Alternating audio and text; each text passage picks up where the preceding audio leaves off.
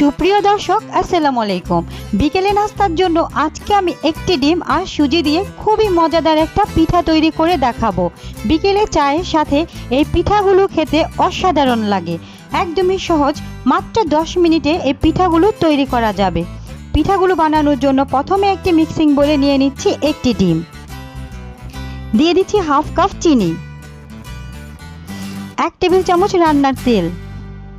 এখন একটি কাঁটা চামচের সাহায্যে সবগুলো উপকরণ মিশিয়ে নেব। আপনারা চাইলে কাজটি হ্যান্ড উইক্সের মাধ্যমেও করতে পারেন। মেশানো হয়ে গেলে কাঁটা চামচটি সরিয়ে নেব।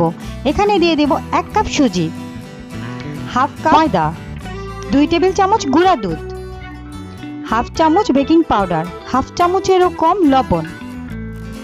এখন শুকনো উপকরণগুলো ডিমের মিশ্রণের সাথে খুব ভালোভাবে মিশিয়ে নেব। আপনারা কাজটি হাতের সাহায্যে করতে পারেন, এখানে আমি কাঁটা চামচের সাহায্যেই করছি। এখন মিশ্রণগুলো মিশানো হয়ে গেছে। হাতে সামান্য তেল লাগিয়ে এখন আমি পিঠাগুলো তৈরি করে নেব। দেখুন, প্রথমে গোল করে, তারপর হালকা একটু চ্যাপ্টা করে খুবই সহজ সিম্পলভাবে পিঠাগুলো তৈরি করা যায়। একইভাবে আমি আরেকটি পিঠা তৈরি করে দেখাচ্ছি। প্রথমে গোল করে তারপর 2 সাইডে একটু চ্যাপ্টা করে পিঠাটি তৈরি করে নেব। একইভাবে আমি সবগুলো পিঠা তৈরি করে নিয়েছি। এখন চলে যাব চুলায় পিঠাগুলো ভাজার জন্য। চুলে আমি আগে থেকে প্যানে তেল গরম করে রেখেছি। এখন একে একে সবগুলো পিঠা এখানে দিয়ে দেব। এখন চামচের সাহায্যে পিঠাগুলো উল্টে দেব।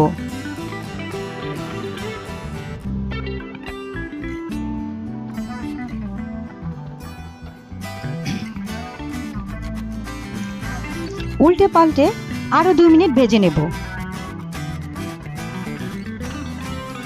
এখন পিঠাগুলো যখন বাদামি কালার হয়ে আসবে তখন একটি স্ট্রেনারের মাধ্যমে পিঠাগুলো উঠিয়ে নেব।